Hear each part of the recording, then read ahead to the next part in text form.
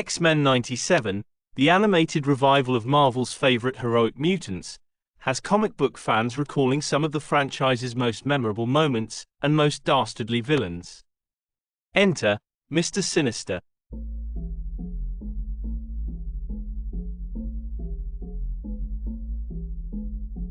During the 1800s in England, a gifted biologist named Nathaniel Essex had high hopes for his research. He and his wife Rebecca were blessed with a son they named Adam Stanislaus Essex, but tragedy struck when the child succumbed to various health issues and defects at birth. Adam's death ignited Nathaniel's fascination with Charles Darwin's theories on evolution. Essex believed that Darwin was too constrained by morality and went on to discover a hidden genetic potential within humans, which he termed Essex factors. Essex presented his radical ideas in a grotesque creation made of human and animal parts at a Royal Society meeting in London. His work was met with disgust and he was expelled from the society. Unfazed, Essex employed a group of outlaws known as the Marauders to abduct people with deformities for his research. His path crossed with a being named Apocalypse, who recognized Essex's mutant nature and proposed an alliance. Torn between his work and his family, Essex initially chose to focus on his pregnant wife Rebecca. However, when Apocalypse's adversaries from the future, the clan Ascani, sent Cyclops and Phoenix back in time to stop him, Apocalypse seized them. He offered them to Essex for experimentation in exchange for his allegiance. Facing this dilemma, Essex chose his family again, but lost both his wife and their unborn child during childbirth. With her dying breath, Rebecca condemned him as sinister. Left with nothing, Essex pledged loyalty to Apocalypse, who transformed him into a superhuman named Sinister. Mr. Sinister. Tasked with creating a plague, Sinister instead engineered a technovirus and used it to betray Apocalypse. Cyclops and Phoenix managed to foil Apocalypse's plan to kill the Queen of Britain and return to their time. Despite the betrayal, Apocalypse kept Sinister in his service. After Darwin's funeral in 1882, Sinister moved to New York and became a renowned obstetrician, Dr. Nathan Milbury. His practice unknowingly supplied him with genetic samples for his studies, particularly from Amanda Mueller, a mutant with a long lifespan. Sinister exploited her to produce offspring for his experiments, leading to a scandal known as the Black Womb Affair. His actions drew the attention of time-traveling mutants Gambit and Jacob Gavin Jr., also known as Courier. After capturing Courier, Sinister extracted his cells to acquire shape-shifting abilities.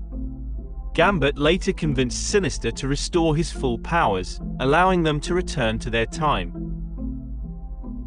In 1899, Apocalypse, having mastered the technovirus, freed Sinister from his service but vowed vengeance. Sinister, unable to overpower Apocalypse, sought to create a being capable of doing so. He activated Jacob Shaw's dormant mutant abilities in 1915 and traveled the world in search of more mutants. In Russia, he exposed the mystic Grigory Rasputin as a mutant and encouraged him to sire a strong lineage.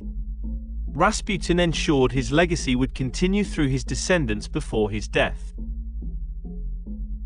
In the 1930s, under the guise of a glamorous Hollywood elite, Sinister targeted Faye Livingston, a radio actress with mutant abilities. He wooed her only to detain her for invasive research before releasing her, forever traumatized. By 1944, Sinister had infiltrated Auschwitz as a Nazi scientist, working with Joseph Mengele.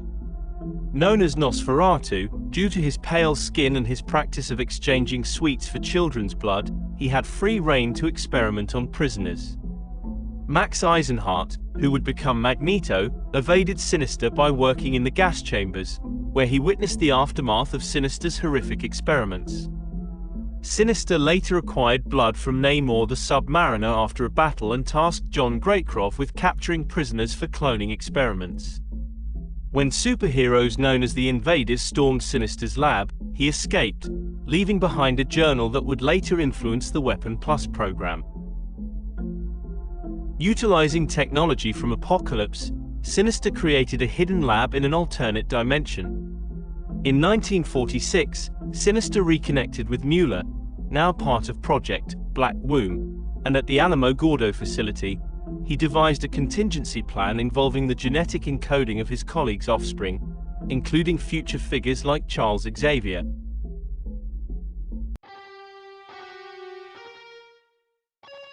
He returned to Oxford, teaching students like Moira McTaggart and Xavier. Sinister then founded an orphanage in Sage, Nebraska, where he manipulated the development of countless children, including the Summers brothers, Scott and Alex. He drugged Scott to appear comatose and separated him from Alex, who was adopted elsewhere. Sinister triggered Alex's mutant powers during a fight and then suppressed his abilities. He also used Alex's DNA to transform Ahmet Abdul into the living monolith. Sinister continued his experiments on Scott, erasing his memories and preventing him from using his powers against him. Posing as an orphan named Nate, he kept a close watch on Scott. When a family intended to adopt Scott, Sinister orchestrated the demise. Realizing Scott couldn't master his powers, Sinister provided him with ruby quartz glasses. Despite Sinister's plans, Professor Xavier recruited Scott as the first X-Man, Cyclops. Sinister plotted to regain control over Scott and the powerful mutant Jean Grey, who would become Phoenix and Scott's partner. Sinister, after acquiring Jean Grey's genetic material, engineered a clone named Madeline Pryor, whom he programmed to fall in love with Scott Summers. His intention was for Pryor to seduce Scott away from the X-Men and produce an offspring with the combined genetic prowess of Scott and Jean, which he could use in his battle against Apocalypse. Despite Pryor's rapid aging process, she showed no mutant powers until she was touched by the Phoenix Force. Following Jean's presumed death, Sinister implanted fabricated memories in Pryor, leading her to meet and marry Scott in Alaska, where they had a son, Nathan.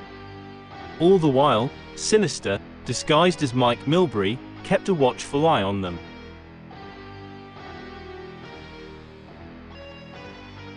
Gambit, seeking to tame his own powers, approached Sinister, who performed a procedure to dampen Gambit's abilities and coerced him into servitude. When Sinister discovered that his research was misused by Dark Beast to create the Morlocks, he tasked Gambit with leading a new Marauders group to eradicate them. Gambit was appalled by the massacre and left Sinister's service after reclaiming the removed brain tissue. As Scott and Jean reunited with X-Factor, Sinister attempted to erase Madeline from existence to protect his secrets. Although the X-Men thwarted his plan to kill her, Madeline, now the Goblin Queen, became a pawn in a demonic plot against New York City. She confronted Sinister about her origins, overpowering him and attempting to sacrifice Nathan, but was ultimately defeated by the X-Men and X-Factor. Sinister's attempt to erase Jean's memories was foiled, and Cyclops, breaking free from Sinister's mental restraints, delivered a devastating optic blast that Sinister narrowly survived. Sinister also created a female clone of himself, Claudine Renko, and discovered a connection between the Shi'ar warrior Adam X and the Summers family. When Sinister tried to recapture Nathan, Apocalypse infected the child with a techno-organic virus, leading Cyclops to send Nathan to the future for a cure, from which he returned as Cable. Sinister formed the Nasty Boys and manipulated events to incite conflict with Havoc's X-Factor. He negotiated with Cable's clone, Strife, for the Summers family's genetic future in exchange for Scott and Jean. Disguised as Apocalypse, Sinister handed them over to Strife, only to be betrayed when the canister he received unleashed the legacy virus. To protect his legacy, Sinister warned Scott of the virus and hinted at another Summers brother, before fleeing from Apocalypse's Dark Riders. Assuming the identity of Dr. Robert Windsor, Sinister infiltrated the re-established Weapon X program, operating within their Neverland facility where he covertly selected mutants for his experiments. When Weapon X disbanded, Windsor took charge of the Center for Homo Superior Research and Medical Care. Michael Grand, the corporate magnate, enlisted Sabretooth to assassinate Sinister, citing retribution for past wrongs during World War II. Sabretooth overcame Sinister's super mutant forces, leading to a confrontation where Grand revealed his true identity as John Sublime, the mastermind behind Weapon Plus, and exchanged mutant data with Sinister for the super mutants. Sinister discovered that Grigory Rasputin was attempting a comeback, though his essence was scattered among his descendants. As Sinister's abilities waned, he accelerated the process by eliminating Rasputin's kin, leaving Mikhail Rasputin as the final vessel for Grigory's resurgence.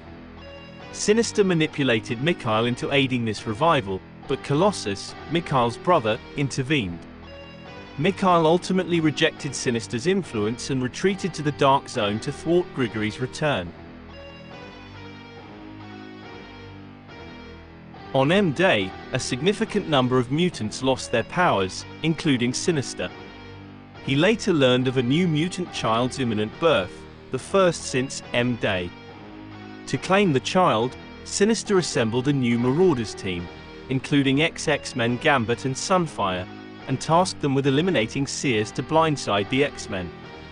They also sought Destiny's Diaries, which Gambit destroyed during a skirmish with the X-Men. After securing the child, Sinister was betrayed and slain by Mystique, the Marauders' leader, who intended to use the child to cure her daughter Rogue. Sinister's demise triggered the Cronus device, activating his genetic imprint within Xavier. Mueller aimed to become Sinister's successor, targeting Xavier and the Alamo-Gordo offspring, but was defeated by Sinister's intervention. With Gambit's assistance, Shaw dismantled the Cronus device, and Xavier overcame Sinister. Although Sinister seemed vanquished, Shaw recruited his female clone, Claudine, into the Hellfire Club as Miss Sinister.